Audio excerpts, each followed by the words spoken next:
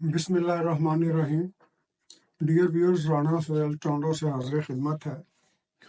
آج کے پروگرام میں 2-3 اہم موضوعات پہ بات کی جائے گی۔ سب سے پہلے تو وہ بات کریں گے جو ایران کو جواب دیا ہے پاکستان نے۔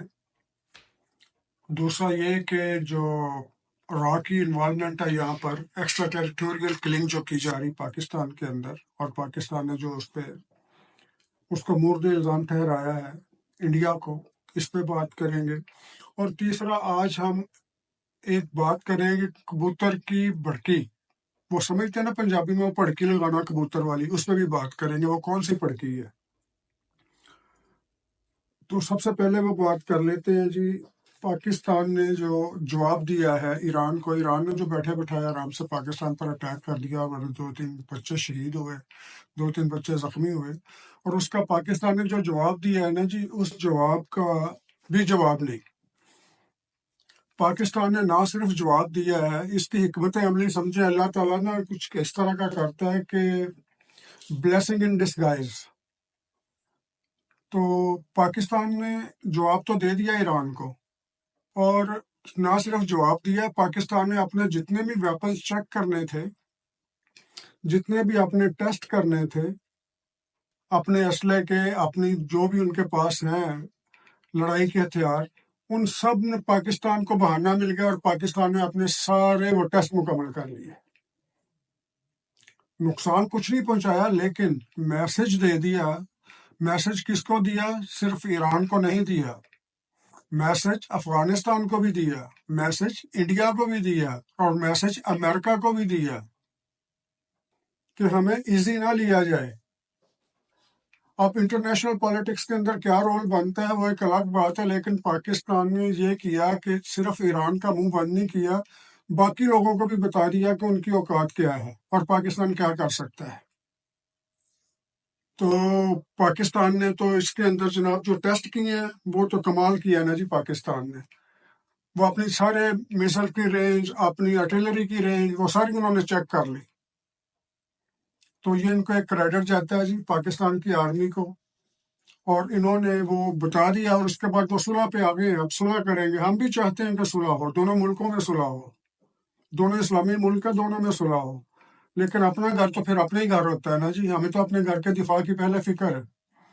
اب دوسری بات کریں گے جی ہم اس کے اوپر، جو ہمارے فارن سیکرٹری سارے سجاد غازی نے آج وہ بتایا ہے، پریس کانفرنس کی ہے، لوگوں کے اندر بتایا گیا ہے اس چیز کو کہ را انوالو ہے ایکسٹرا ٹیریٹوریل کلنگ میں۔ ایکسٹرا ٹیریٹوریل کلنگ کیا ہوتی ہے؟ ایکسٹرا ٹیریٹوریل کلنگ یہ ہوتی ہے جس طرح کینیڈا میں یہاں پر ہمارے پرائم منسٹر جسٹن ٹروڈو نے انڈیا کے بارے میں کہا کہ یہاں پر ہردیپ سنگھ نجر کا جو مرڈر ہوا ہے پچھلے سال، وہ را نے کروایا ہے، اور ہمارے پاس ثبوت ہے کہ را نے کروایا ہے۔ اسی طرح امریکہ کے اندر بھی یہ کام کیا گیا، اور پاکستان کے اندر بھی اکتوبر کے مہینے میں، پچھلے سال اکتوبر کے مہینے میں، اکتوبر، نومبر، دسمبر، جنوری، 5-6 مہینے پہلے ہمارے 2 بندے جناب، ایک سیالکوٹ کے رہنے والے شاہد لطیف اور محمد ریاض راولہ کوٹ کے، دونوں کو مختلف اوقات کے اندر ان کو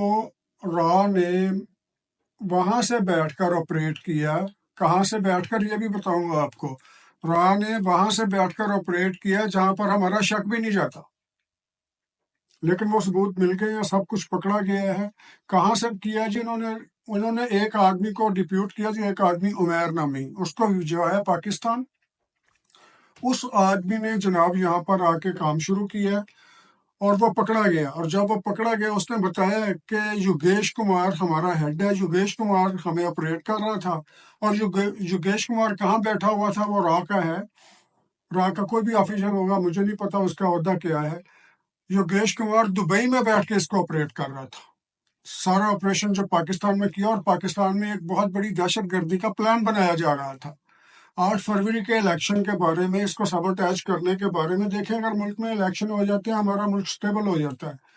کسی ملک کو ترقی سے روکنے کے لیے یا کسی ملک کو زوال پذیر کرنے کے لیے وہاں پر انارکی کریٹ کر دیں، وہاں پر انریسٹ پیدا کر دیں، وہاں پر ہر وقت لوگوں کے اندر خوف و ہراس پیدا کر دیں، اس طرح ہوتا رہا، ہم بھی کرتے ہیں۔ ہمارے پہلے جو ہیں عمران خان صاحب، خیر ان کا تو دستور ہی یہی تھا کہ ہر وقت خوف و راز پیدا کرنا، پاکستان دیوالی ہو جائے گا، پاکستان سری لنکا بن جائے گا، پاکستان فلانا ملک بن جائے گا، پاکستان گر چکا ہے، پاکستان یہ ہو گیا ہے، لوگوں کو لوگوں کو اور ڈپریس کرتے رہنا۔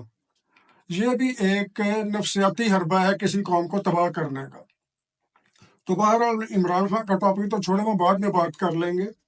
ابھی بات یہ کر رہے ہیں کہ جناب انڈیا نے پاکستان کو سیبوٹیج کرنے کے لیے الیکشنز کو، بہرحال وہ پکڑے گئے ہیں، تو یہ اس کے لیے بڑا ضروری تھا۔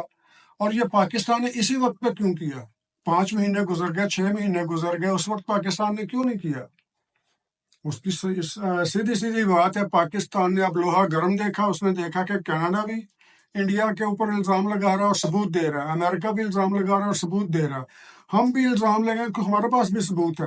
تو اب یہ ہے کہ یہ تینوں مل گئے۔ اب پہلے شاید ہماری بات پہ کوئی یقین نہ کرتا، اب کینیڈا اور امریکہ اس میں انوالو ہے، تو ہماری بات پر بھی یقین کیا جائے گا، ہمارے ثبوتوں کو بھی ثبوت سمجھا جائے گا۔ تو پاکستان نے اچھی حکمت عملی کا مظاہرہ کیا۔ اب چلتے ہیں جناب ہم یہاں پر، اچھا نہیں، میں اس جانے سے پہلے یہ بھی بتا دوں کہ یہ جتنا بھی یہاں پر ہو رہا ہے نا، جس طرح کے، اللہ معاف کرے کوئی ایسا واقعہ نہ ہو، کیونکہ انڈیا میں بھی الیکشن آنے والے ہیں، مودی نے بھی تو اپنا چورن بیچنا ہے نا دوبارہ، ہندوازم کا چورن اس نے بھی بیچنا ہے دوبارہ مودی صاحب نے، تو اس کو بات کرنے کے لیے، اور اگلے 3 مہینے کے اندر ایران میں بھی الیکشن آ رہے ہیں، ایران میں بھی الیکشن ہے، انڈیا میں بھی الیکشن ہے، اس کے بعد پاکستان میں بھی الیکشن ہے، اور اس کے بعد آگے امریکہ میں بھی الیکشن ہے۔ تو یہ الیکشنوں کا سارا کچھ مل ملا کے بڑے انٹرنیشنل پالیٹکس چلتی ہے۔ آپ صرف پاکستان میں بیٹھ کر صرف پاکستان کی پالیٹکس کو مد نظر رکھ کے سنتے ہیں، سوچتے ہیں اور فیصلہ کرتے ہیں۔ انٹرنیشنل پالیٹکس کو سامنے رکھ کے اپنے اندرونی حالات کا جائزہ لیا کریں۔ بہرحال میں کوئی نصیحت تو کرنے نہیں آیا آپ کو۔ اچھا جی، اب میرے پاس ہے جناب وہ پی ٹی آئی کے جو بانی اراکین تھے، انہوں نے اپنا ایک کٹ کیا، کٹ کے اندر انہوں نے بہت سے لوگ جمع کیے اور انہوں نے فیصلہ کیا کہ 8 فروری کے بعد ہم اپنے پاس جائیں گے الیکشن کمیشن کے پاس، اپنی پارٹی کو رجسٹر کرائیں گے، اپنے عہدے داران رجسٹر کرائیں گے، کیونکہ پی ٹی آئی ہماری، ہم اس کے بانی اراکین ہیں، اور تو کوئی ہے نہیں، باقی لوگ تو سارے باہر سے ہیں، پیراشوٹرز ہیں۔ تو عمران خان صاحب تو مقدمے کے اندر انوالو ہیں، وہ تو لڑ ہی نہیں سکتے، نہ ہی وہ کوئی عہدہ لے سکتے ہیں، اس لیے عمران خان صاحب کے ہاتھ سے اب پی ٹی آئی آفیشلی بھی نکل رہی ہے۔ چلیں دوسرے لوگ آ کے بنا لیں، لیکن کوئی سیاسی جماعت موجود رہنی چاہیے۔ عمران خان صاحب تو خیر اپنوں کی ہوئی اور اپنی کی ہوئی دونوں بھگت رہے ہیں۔ تو اب بات کرتے ہیں پھڑکی کی۔ یہ بڑا ایک خاص موضوع ہے، اور آپ کو حیرانی ہوگی میری یہ بات سن کر جو میں کرنے لگا ہوں۔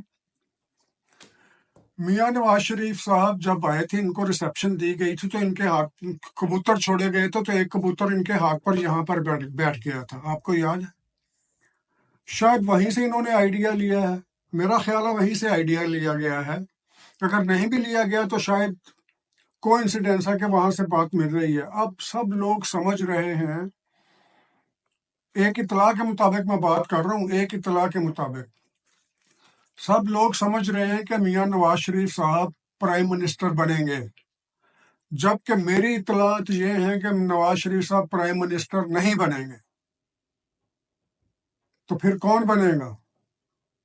پھر بنیں گے شہباز شریف۔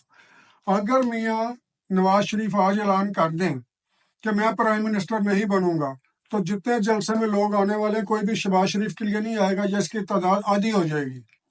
تو اس لیے آپ نے دیکھا ہوگا چھتوں کے اوپر ہمارے جو کبوتر باز ہیں نا، جو کبوتر کی بازی لگاتے ہیں، یا کبوتر دوسرے کا اپنے چھت پہ بٹھانے کے لیے اپنے کبوتر کو تھوڑا سا چھوڑتے ہیں تاکہ دوسرے کبوتر کو نیچے بلا لیں، اس کو کہتے ہیں پڑکی لگانا۔ کبوتر باز لوگ جانتے ہوں گے، یا محلوں میں رہنے والے لوگ جانتے ہوں گے۔ تو یہ جو مسلم لیگ نون ہے نا جی، نواز شریف کو دکھا کے پڑکی لگا رہی ہے، اور انہوں نے عین موقع کے اوپر آ کے شہباز شریف کو آگے کر دینا ہے۔ یہ میں خبر دے رہا ہوں آپ کو، اور یہ ایسا ہوگا۔ پھر پنجاب کا کیا ہوگا؟ پنجاب کے اندر مریم نواز کو لائیں گے، یہ ابھی تک کی اطلاع کے مطابق مریم نواز کو لایا جائے گا پنجاب میں، اور نواز شریف صرف یہ بتائیں گے کہ آپ نے مجھے روکا تھا، میں نے اپنی پرائم منسٹر میں خود نہیں لے رہا، پرائم منسٹرشپ میں شہباز شریف کو دے رہا ہوں۔ تو یہ نواز شریف صاحب کا فیصلہ بھی 8 تاریخ کو ہوگا یا 8 کے بعد ہوگا۔ ابھی تک کیونکہ کراؤڈ پولر ہے نواز شریف صاحب، انہوں نے پڑکی لگائی ہے، ایک بیٹ لگائی ہے نا، جیسے مچھلی پکڑنے کے لیے آپ لگاتے ہیں تھوڑا سا، تو وہ آٹا لگا دیا، کوئی وہ گنڈویا وغیرہ لگا دیا، تو یہ وہ چیز لگائی ہے نواز شریف صاحب کو۔ اس کے بعد رش وہ لے رہے ہیں، سارا کچھ لے رہے ہیں، تو عین ممکن ہے کہ آ کر موقع کے اوپر نواز شریف صاحب فورگو کر دیں اور کہیں میری صحت اجازت نہیں دیتی تو شہباز شریف کریں گے۔ اب جب شہباز شریف کریں گے، اس کی وجہ بھی بتاتا ہوں وہ کیوں کریں گے۔ نواز شریف یہ چاہتے تھے کہ میری 2/3 میجورٹی آئے تو میں پھر پرائم منسٹر بنوں گا۔ 2/3 میجورٹی آئے گی تو نواز شریف پرائم منسٹر بنیں گے، کیونکہ نواز شریف نہیں چاہتے کہ وہ اسٹیبلشمنٹ کے کندھوں پہ بنے، وہ چاہتے ہیں کہ میں پوری 2/3 لے کے آؤں، یہ نہ ہو کہ مجھے اس کی امداد لینی پڑے، اس کی امداد لینی پڑے اپنا کورم پورا کرنے کے لیے یا اپنے قوانین پاس کروانے کے لیے۔ میاں نواز شریف کی جگہ پر ان کے چھوٹے بھائی میاں شہباز شریف کا آنا، اس کے آنے کی ایک اہم وجہ یہ بھی ہے کہ ہماری اسٹیبلشمنٹ شہباز شریف کے ساتھ بڑی کمفرٹیبل رہتی ہے۔ یہ پہلے بھی جیسے میں نے بتایا کہ تجربہ کر چکے ہیں، اور یہ جو وجہ ہے نا کہ اسٹیبلشمنٹ کو شہباز شریف قبول ہیں، نہ صرف قبول ہے بلکہ قبول ہیں، قبول ہیں، قبول ہیں۔ اس کے ساتھ ہی اجازت دیجیے، اللہ حافظ، اگلے ولاگ میں حاضر ہوں گے۔